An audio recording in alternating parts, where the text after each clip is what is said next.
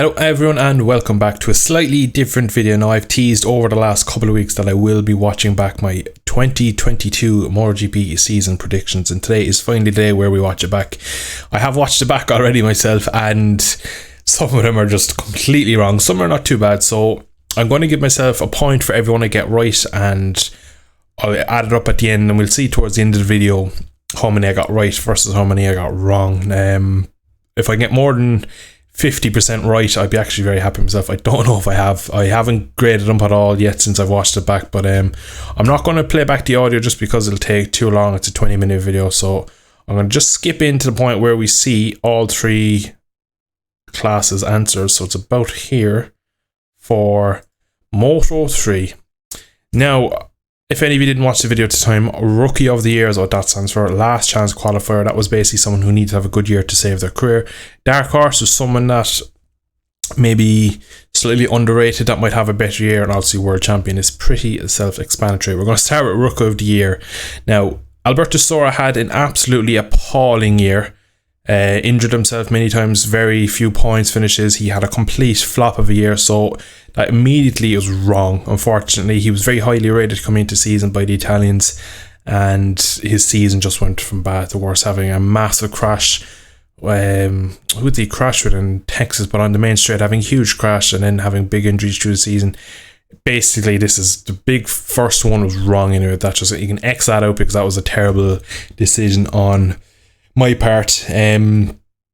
Next one up is last chance qualifier for John McPhee. Now, of course, John McPhee's year was his last year in Moto 3 because of his age limit, the cap of the age limit. He was hitting the last year in the class. So this is kind of right, but also if you could kind of argue it's wrong because no matter how good he did, he was never going to get a Moto 3 right for next year.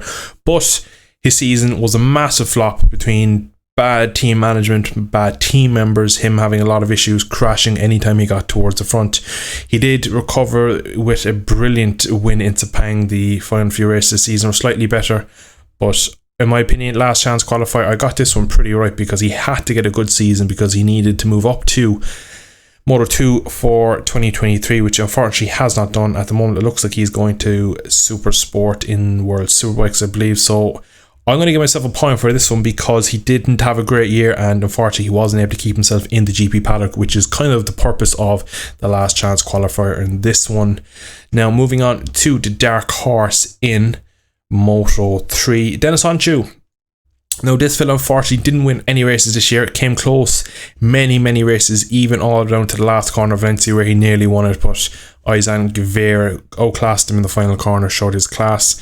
I think this is another one I got pretty right. He was pretty fast all season long. Unfortunately, just missed a few small bits here and there for the first victory and stuff like that. But I reckon next year when I come to do the 2023 predictions, he'll be maybe in the World Champion spot. He'll definitely have a good chance of going for the championship next year. So again, that is at the moment 2 points to 1. So we're in the moment we're winning, but we're going to get to the World Champion in a second. But just to finish with Dennis Onchu, overall brilliant season. Again, had a few injuries, had a few small mistakes, but overall his season was very strong. I was quite unlucky not to win a race. Now, World Champion coming into Moto 3, if you cast your minds back about, when was this uploaded? The 8 months ago, we'll say. So go back 8 or 9 months ago, everyone was saying Foggia has his title wrapped up. It was his to win, and everyone kind of got on that bandwagon. Everyone was convinced after what he did compared to Pedro Costa the year before that this guy would walk the championship. It didn't end up that way. Ended up third behind both of the gas bikes of Guevara and Sergio Garcia. Of course, Guevara ran out champion in the end, so unfortunately don't get a point for him. Pretty decent season for him. Honda didn't look like they had a good bike this year. He made a couple of silly mistakes, blaming a tear off in Mugello for his crash.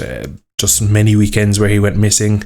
Whether that was down to him or the bike, you can never really tell. But next year he's moving up, so he's not going to be a Moto 3 champion anytime soon. But I did get this one quite wrong, unfortunately. So P3 from the championship. So after Moto 3 is done, we have 2 points for me and 2 points against me. So it's even at the moment. We're going to jump forward now to Moto 2, which I believe is my best class for predictions this year. I do believe I get some pretty accurate. Now, we're going to start with Rookie of the Year. Pedro Acosta, he was phenomenal last year in the preseason tests, topping Jerez, topping in Portimao. Everybody had Pedro down for a very good season. As you can see, he's twice on this list. We'll get to that in a bit. Now, I think he blew everyone out of the water as a rookie. He won, I believe, 3 races, including the last race of the season. So, pretty easily done. Rookie of the year was 100% Pedro. It was probably the easiest point I could get on this score, because he was just phenomenal. Unfortunately, he had a poor start to the season, did break his leg halfway through the season, so his season was up and down.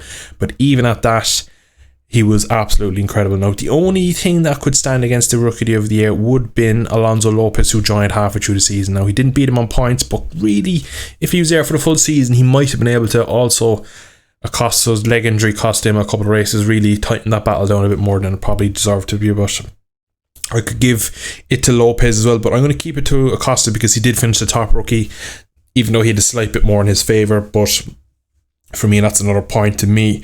Now, with the last chance qualifier for Moto2 was Sam Lowes, and again, I look like I got this nail on the head. He is very lucky, in my opinion, to be still on the grid for 2023 with such a competitive team in the Mark VDS team. Might be because he's married to a team member. I'm not going to go into the kind of point fingers of why he's there, but he's had a shocking year. Showed pace a couple of times a year, crashed in Silverstone, I think, in first couple of laps of free practice, ruled him, and he hasn't been right since, really. He's been absolutely nowhere. Our guys, I think his name is the Australian lad who's replaced him, is doing a quite good job on his replacement rides, but Sam's had another shocking year, and I could easily see myself in next year's version of this saying Sam needs to have a good year again. I don't think they can keep him again next year if he doesn't perform. He does show promise every now and then, but crashes too much, is too inconsistent. He toppled with all his crashes, then he gets plenty of injuries. So again, poor year from him, and I'm surprised he's been kept on with that team, really, to be brutally honest. So again, I think I'm going to give myself a point for that one. I think that's pretty fair that Sam's had a piss poor year, in my opinion, and overall it'll be surprising to see him in if he's there 2024, especially with that team, because they're a high caliber team, and they're, as you can see, they're well capable of victories. As his teammate Tony Arbolino got a handful of victories this year, was actually third in the championship, believe it or not. So he had a great season, but for Sam, definitely not good enough this year once again, and very, very lucky to be here next year. Moving on to my dark horse. Now, I got this after 6 or 7 races into the season. This was absolutely nailed on. He was leading the championship, had won like 3 of the first 4 or something ridiculous like that. 2 of the first 3, actually, I think it was. And he looked like the championship was already going to be down to Vietti. Now, after that, he started to crash and started to make mistakes, and then just proceeded to crash. So I'm actually not going to give myself a point for this. He made a big step this year, but then also made a big step backwards halfway through the year. So unfortunately for Vietti, he still has a lot to learn to do, and the dark horse title was just a bit too much from this year. If I actually could change it, I would put it down as Tony Arbolino, because he had a brilliant year, and he wasn't someone who really kind of picked at the start of the year.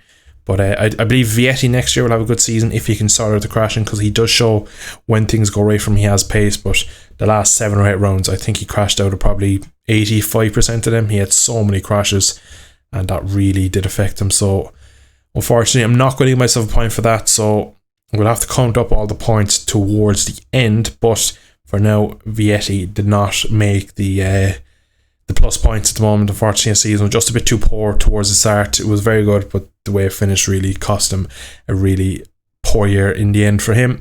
Moving on to my world champion. Now, again, this was another one like Moto3 where like everyone was like, it's going to be Acosta, he's too quick in pre-season. The way his season started, like I mentioned in the rookie there, didn't start great, didn't have a great Qatar, then started to crash a bit, was showing pace, was struggling, couldn't make it into Q2, was starting to have small mistakes. Then when he started to go quick in Le Mans, he crashed. Eventually he got it going, but it just took slightly longer than everyone expected, and that really kind of ruled out his championship push for this year. Now next year, he'll be so fast, and he'll give a couple of people a few headaches next year. But this year was just a stretch too far. Again, he was a rookie. Last year won the title. This year he was a rookie and was so consistent that we thought everyone coming into season after his pre-season performance that he'd be absolutely rapid. But unfortunately, just didn't get it together early enough in the season, and that just kind of cost him his push for the title. And really, Augusto Fernandez winning it coming out of the blue for me. I really didn't expect him to win it. Had a weird start to the season, and the way he won it was quite... He won it fair and square, but it wasn't an outright pace. He didn't dominate the whole year. Pedro, I think, was quicker all year, but it was just broken leg. It was nowhere at the start of the season, and coming back from the broken leg, he looked like he was a small bit fatigued on some of the races, so his championship was never really up and running. But again, that is another X for me. So unfortunately, 2 out of 2 again. So at the moment, it looks like it's 4 apiece for Moto2 and Moto3. So it's going to come down to decider which will be MotoGP, whether I got it right or wrong this year. We're going to jump again to the finish. Now we're going to jump to here. I got some of these absolutely spot on, and some of them bang wrong horrifically. So again, we're going to start with Rookie of the Year, Marco Bezzecchi. Absolutely stunning year from Bezzecchi. You have to give it to him. He had so much one-lap pace in that bike. He put it on pole in Buriram in Thailand. Some of his races didn't go to plan. He fell back. Again, managing a MotoGP bike over a full 28-lap race can be a handful. But you look at then Assen, the Riders track as they call it, coming home in P2 behind Pecco Bagnaia. So real great season for Bezzecchi, a good step forward, and great to see the VR46 team in their first full year as a full squad getting some podiums and getting some front rows and really showing off some good results. And Bezzecchi, again, he's so much to build on, and he's highly tipped by Casey Stone, which that guy probably knows a few things. So overall, really, Bezzecchi's had a brilliant year. A small few mistakes, had a big crash in Valencia towards the end of the season. So good going into next year on a newer bike again. I expect big things from him next year, but definitely Rookie of the Year, 100% tick, no question. Now, the last chance qualifier, Taka Nakagami. Now, he is on the grid for next year, but only because Ayagora did not want to move up. So in my opinion, this guy is without a job if it wasn't for another rider who didn't want to move up. So again, this is definitely correct, and he was not great this year, crashed too much. I don't remember him having a good race. My standout moment from Nakagami season was Barcelona and colliding. So Barcelona and Mugello, where he took out Rins in Mugello and took out Pecco, and I can't remember who else he took out in Catalonia. He took out a bunch of people in Catalonia by a silly mistake, didn't get a penalty, and basically had a terrible season all year. It was just nowhere, crashing his brains out, and that was pretty much the highlight of his season. Crashing. He is incredibly lucky to be on the full grid for next year. To be honest, I thought he would be a test rider for Honda next year, even though I'm not too sure how much of a bonus that would be. I think they're better off keeping Nagashima. I think he's doing a very good job at the moment as their test rider. But Nakagami, like I said, very lucky to be here next year, and it's only because another rider didn't want to make the step up. And you can't really blame Ayagora not wanting to move up when that Honda is as bad as it is. Moving on now to probably one of my worst predictions of this dark horse for MotoGP, Frankie Morbidelli. Now, I am a huge Frankie fan. After his 2020 season and his championship winning season in 2017, I really have been a big fan of Frankie since. Unfortunately, getting over the knee injury of last year, he just never has got back to his full potential. He's shown a few glimpses towards the end of the season, but unfortunately, this is a big X for me. I did not get this one right, called it completely wrong. If I had to go back now and look at my dark horse, it would be Enea Bastianini. He's had such a good season, earned himself a big red bike like Pecco for 2023. Fortunately, it just didn't come together from him. He had decent pace throughout the season, but his issue was he couldn't do the one lap pace like Fabio could, which means he was starting too far down the grid, which means couldn't overtake, front tyre went through the roof temperature wise, and basically absolutely went nowhere.